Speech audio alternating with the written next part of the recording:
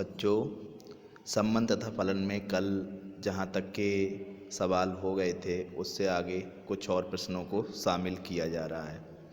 देखिए, यहाँ पहला प्रश्न है कि प्राकृतिक संख्याओं के समुच्चय में n में एक संबंध r इस प्रकार परिभाषित है कि r बराबर a b such that a b का भाजक है। जिस दिखाइए कि r स्वतुल्य और संक्रमण है परंतु सममित नहीं है।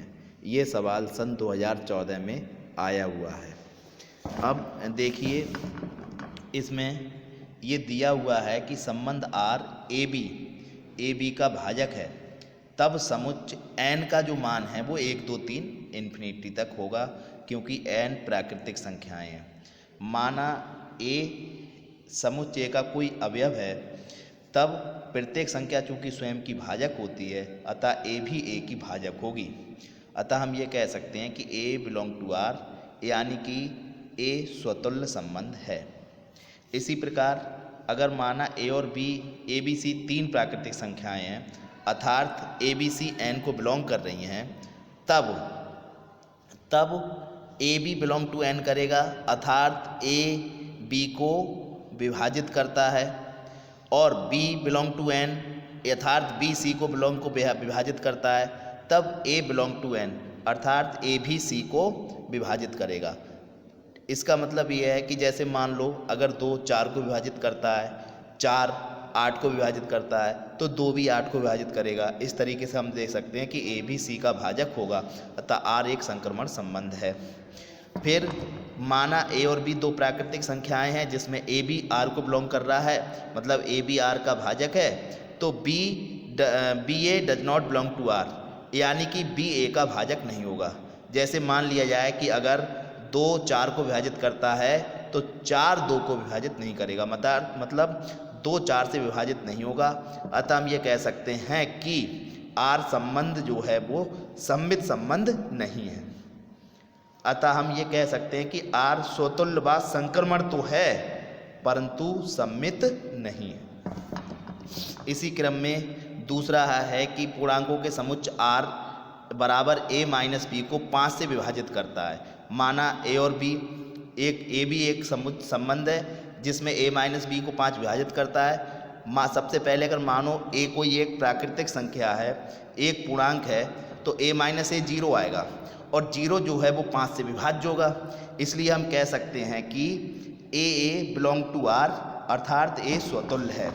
और इसी क्रम में आगे अगर हमने ये माना कि a और b दो प्राकृतिक संख्याएं हैं, दो पूर्णांक हैं, तो a माइनस बी को 5 विभाजित करता है, तब a माइनस बी अर्थात b माइनस a को भी 5 से विभाजित करेगा। मतलब अगर मान लो कि कोई दो पूर्णांक अगर हम 10 और 15 ले लें, तो 10 में से अगर हम 15 में से 5 घटाएं तो हमारा ये संख्या जो है 5 से विभाजित होगी। और इसी तरीके से अगर हम 5 में से 15 घटाएं तो जो -10 आएगा वो भी 5 से विभाजित होगा, अर्थात ये एक सममित संबंध है। अब यदि a b c तीन पूर्णांक हैं, a minus b belong to r, अर्थात a माइनस बी को 5 विभाजित करता है, b minus c belong to r, b minus c को 5 विभाजित करता है, अतः a minus c belong to r, अर्थात a माइनस सी को भी r विभाजित करेगा। अतः ये एक संक्रमण संबंध है। अतः हम ये कह सकते हैं कि r एक तुल्यता संबंध है, क्योंकि ये तीनों संबंधों को दर्शाता है। प्रश्न नंबर 3 है, दिखाइए कि किसी तल में स्थित सभी रेखाओं के समुच्चय में संबंध के समांतर तुल्यता संबंध है। मतलब a कोई एक ऐसा समुच्चय है जिसमें सभी रेखाएं ली गई हैं और ये रेखाएं परस्पर एक दूसरे के समांतर हैं, यानी हमारा संबंध कहता है कि रेखाएं परस्पर एक दूसरे के समांतर हैं। स्वतुल्यता, माना x एक रेखा है तो प्रत्येक रेखा स्वयं के समांतर होती है, अतः ये स्वतुल्य है, अतः r हमारा एक स्वतुल्य संबंध है। सममित, माना रेखा x y belong to a, तो एक्स वाई के समांतर अर्थात एक्स रिलेटेड टू वाई अर्थात एक्स वाई के समांतर है, वाई रिलेटेड टू एक्स यानी कि वाई भी एक्स के समांतर होगी, अतः r एक हमारा सममित संबंध है। और माना अगर x, अब हम इस दोनों के बाद स्वतुल्य और सममित करने के बाद अब हम संक्रमण देखेंगे।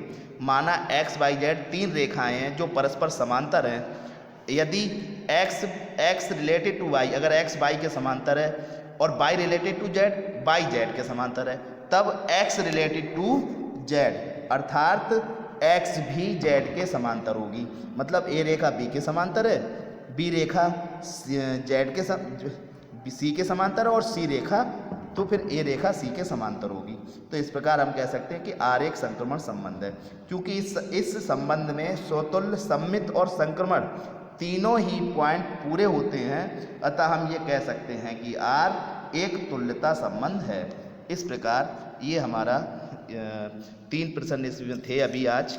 कल ये चैप्टर के जो है कुछ और प्रश्न करा के ये चैप्टर समाप्त हो जाएगा। उसके बाद नया कुछ शुरू करते हैं। ठीक, ओके।